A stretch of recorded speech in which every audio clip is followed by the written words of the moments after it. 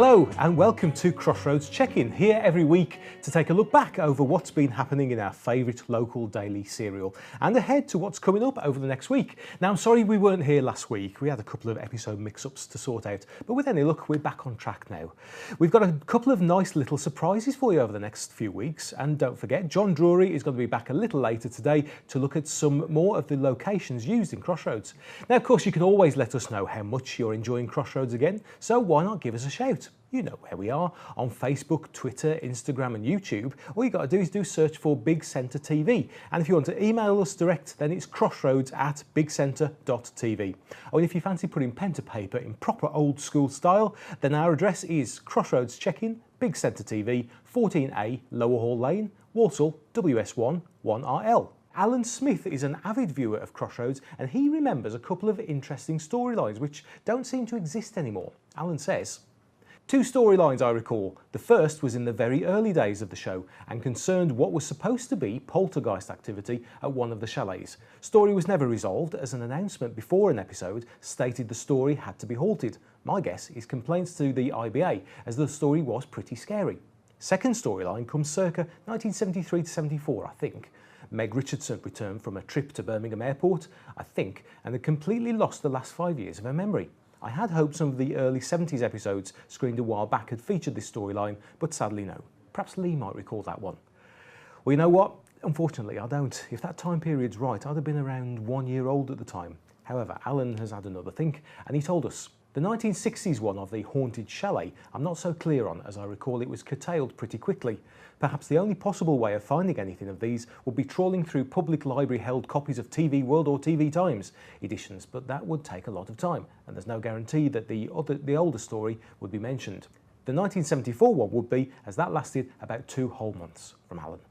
Well, Alan, as you know, we took your advice and we now think we might be able to pin down some of the dates in question. Now, it's worth remembering that Big Centre TV is connected with Kaleidoscope, the Archive TV Society, and one of the archive researchers, Simon Coward, who also produces the ad show on Big Centre, has indeed been able to look back through some of the old editions of the TV Times. Now, often the listings would feature a random line of dialogue and could refer to anything. However, here's what Simon has found. Firstly, for the poltergeist activity, there are 2 potential episodes. 5th of July 1966, Carlos, Mr. Benson, I have to ask you one question first. Do you believe in ghosts? And the other one is the 26th of September 1967, Jeff, Carlos, what's up? You look like you've seen a ghost. Now I admit they're a little obscure. However, the subject of Meg losing her memory does seem to be a little clearer. Simon looked through a number of the regional editions and this is what he's found. 20th of March 1974, why is Meg late after her business assignment at the airport? That was in the Anglia region.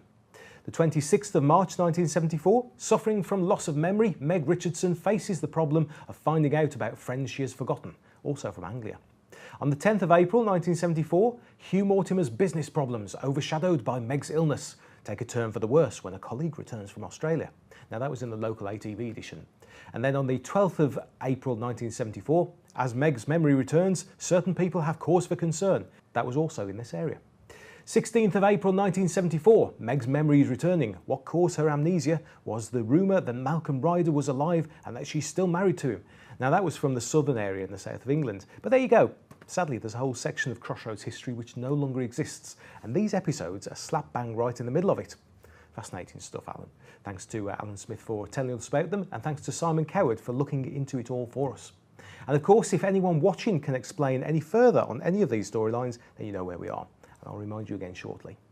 Next, Phil Wilson from Great Bar has been in touch with a funny but true story of how he actually managed to meet the legendary Noel Gordon. He says, "My memory of Noel Gordon, it was 1975 and I lived about 20 minutes away from Noel in Handsworth.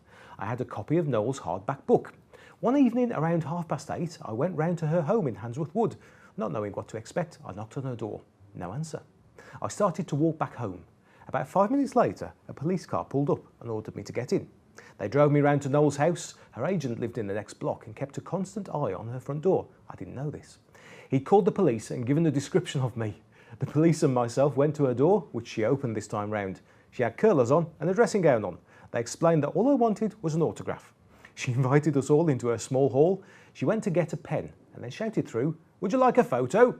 We all went through to a small lounge where she signed a photo, slightly told me off as it wasn't the best time to call, but then she signed my book, To Philip, at last, Noel Gordon. I guess the "at last" referred to all I went through to get it.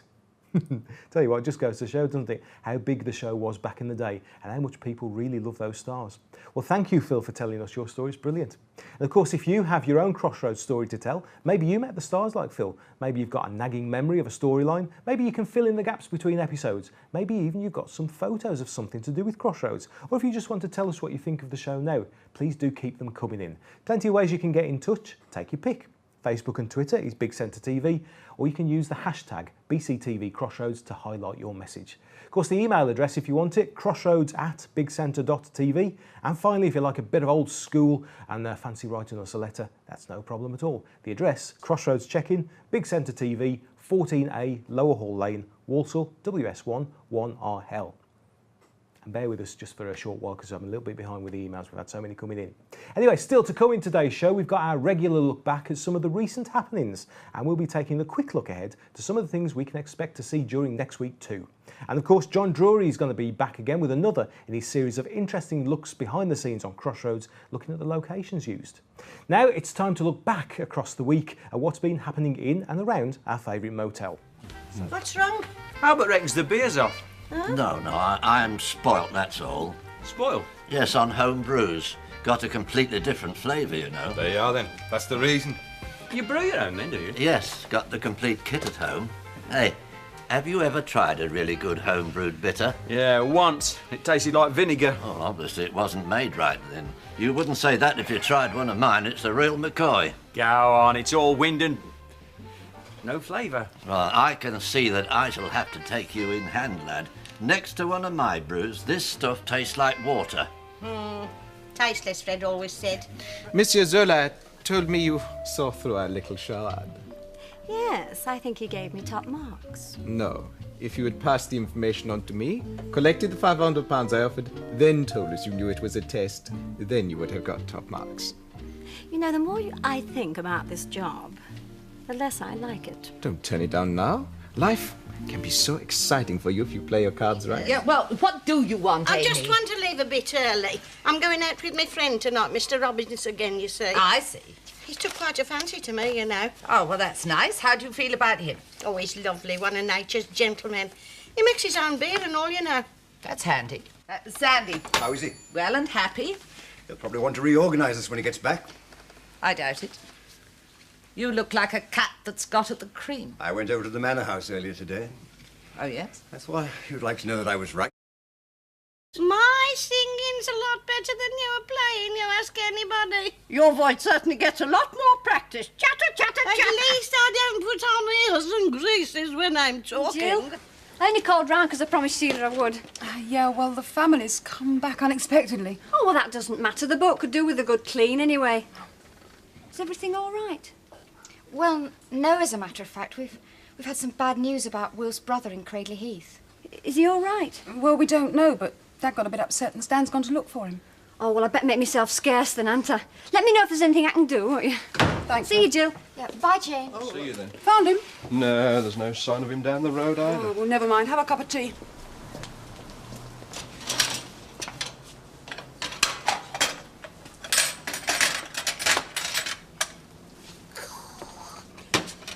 Charlie Forward. In person. What you Are you doing? glad to see me, love? I don't know as I should be. What you doing back here? Oh, this and that, you know. Oh, well, I see duty called. I mustn't keep you. I'm surprised you know the meaning of the word. Still the same old Amy. Still come out with it, can't you? How's your Sandra getting on? Oh, she's fine. Still living in Jersey with Paul, enjoying life. Is Mrs. Richardson about? She's inside, I expect. Why do you want to see her? Just to pass the time of day, you know. Yeah, it's quite a lot of new faces. Times change. Times do, people don't. Oh, I'd give a lot to know what he's come back here for.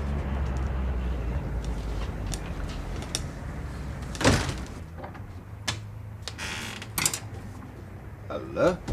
You helping Stan out? Smartly the shop, Mr. Hunter.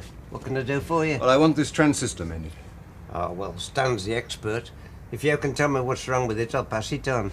Yeah, well, it's the volume. Sometimes it's very quiet. Suddenly it blares out like that. Yeah. What's that? That's Miss Feeney. She rents the room upstairs. Does she often bang like that? Ah, too often. And what do you do about it?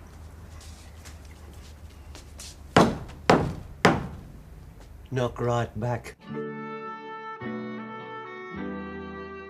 And we'll be looking forward to what's coming up next week in part 2. Right, we're just going to take a short break now, but don't go anywhere because in part 2 we'll be taking a good look ahead to what's coming up on Crossroads during next week. And of course John Drury will be back with a look at some of the locations used on Crossroads. So we'll see you after the break.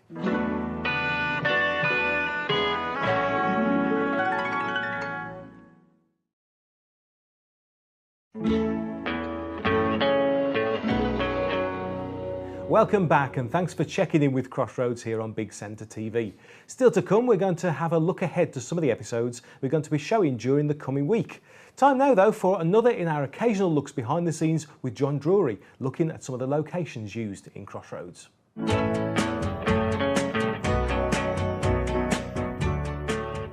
Hello, thanks for joining me as I take yet another look at some of the locations used during the filming of Crossroads.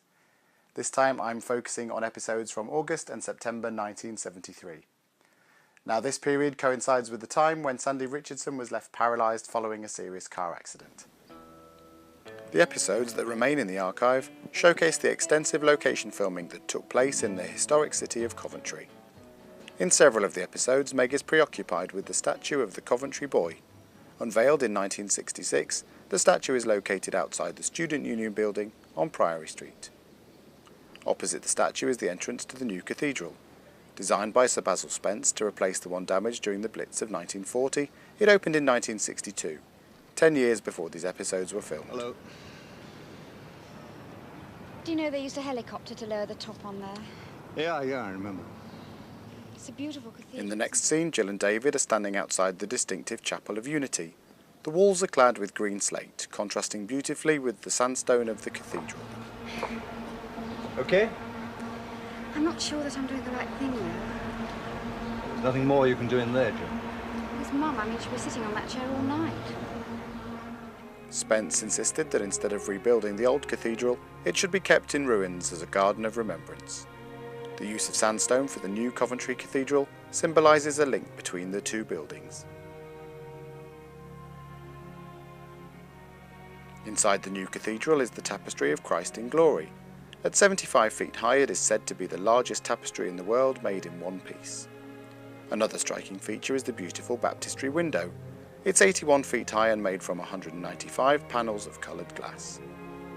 Meg visits the Chapel of Christ in Gethsemane, seen here through a crown of thorns made from iron. The Georgian building used as the exterior of the hospital can be found on Priory Row. During the Blitz, the interior was destroyed. However, it was rebuilt in the 1950s.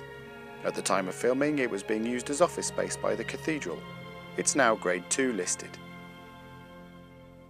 It really is great to find that locations used over 40 years ago still look much the same today. I hope you enjoyed this chance to look at some more of the real places used during the filming of Crossroads, and I hope to show some more of them to you very soon.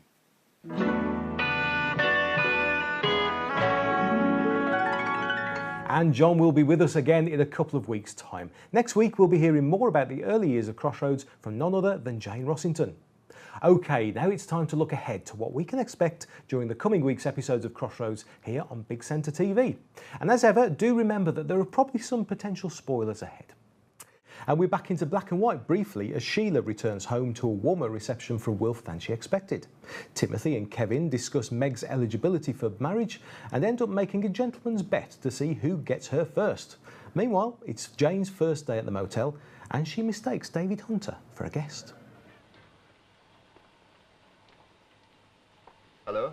Oh, can I help you? Well, I was looking for Mrs. Cunningham, actually. Oh, she's in the cellar. Ah. Guests aren't allowed in there. Oh. Not that I mind for myself, you understand. It's just that I'd hate to get you into trouble. I see. She won't be a minute, you know, but I'd clear off if I were you in case one of the directors catches you. You're new here, aren't you? Yes, how did you know? I didn't recognize the face. Oh, come to that, I haven't seen you around here before either. No, well, I've been away, see?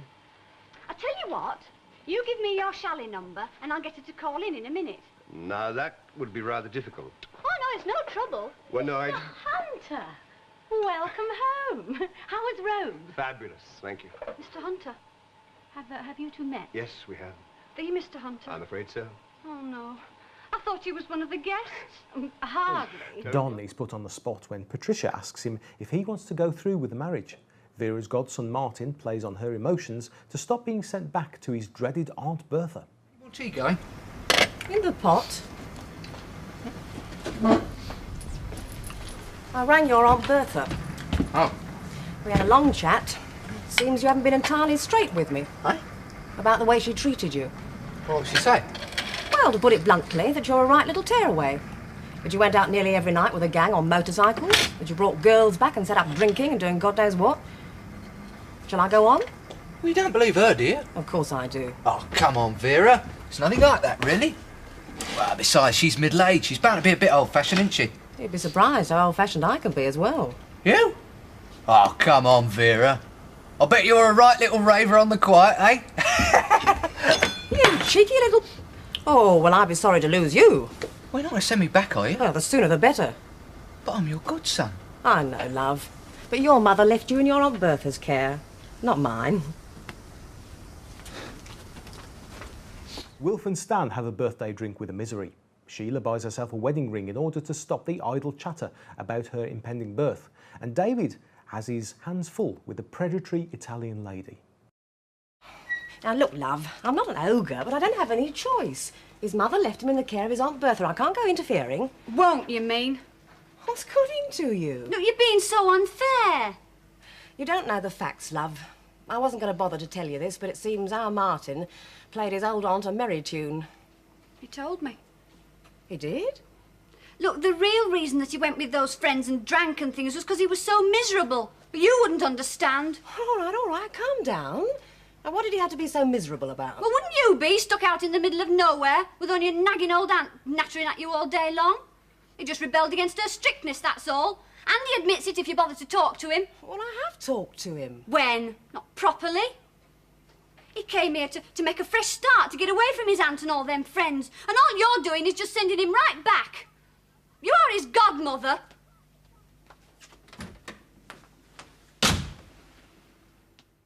While Sandy mopes, Meg has a minor domestic argument with Hugh over breakfast. Don and Pat's wedding increasingly becomes taken over by her interfering but well-meaning mother. Are you going to make a night of it, or shall I travel home with you?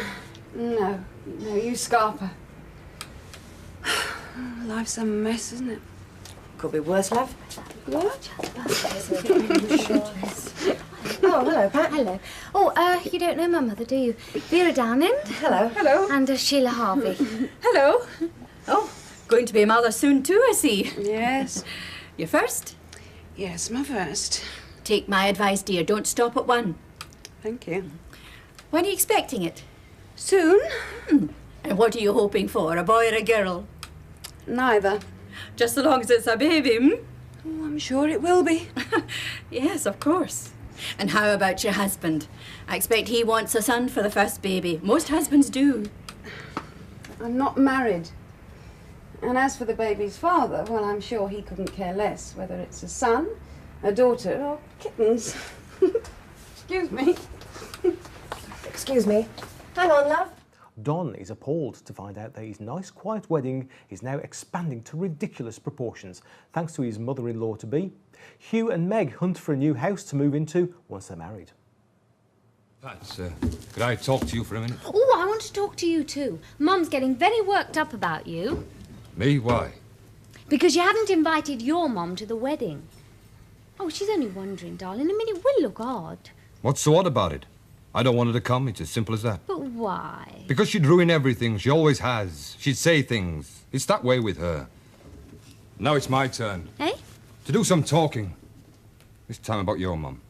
Mum, what about her? Oh, look, Pat. She's kind, she's considerate, but everything's getting out of hand. What do you mean? The wedding arrangements, you and me, we decided on a nice, quiet little affair, no fuss, but now... Oh, look, she's doing her best for us, Don. No, love, it's just... Just what? Well, that I'm not allowed to make any decisions anymore. House was the last straw. And what else? The wedding, where we live, how we live. Just about everything else we're gonna do. Look, don't be ungrateful, Don. She's giving up a lot of time to come and help us, let alone the money she's spending.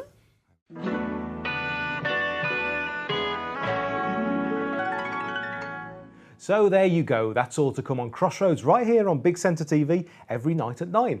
Well, we've run out of time again here on Crossroads Check-In, but I'll be back at the same time next week, so don't forget, if there's something about Crossroads you'd like to tell us about, maybe you can fill in some of the gaps in the storylines, maybe you've got some fond memories of some of the episodes we're showing, who's your favourite character, or which bits of Crossroads are you looking forward to seeing again soon? Just get in touch. Look us up on social media, Big Centre TV. Email crossroads@bigcentre.tv, or actually write to us, and the address again, Crossroads Check-In, Big Centre TV, 14A, Lower Hall Lane, Walsall, WS1 1RL. And thank you for checking in with Crossroads. I'll see you again next week. Crossroads Motel, can I help you?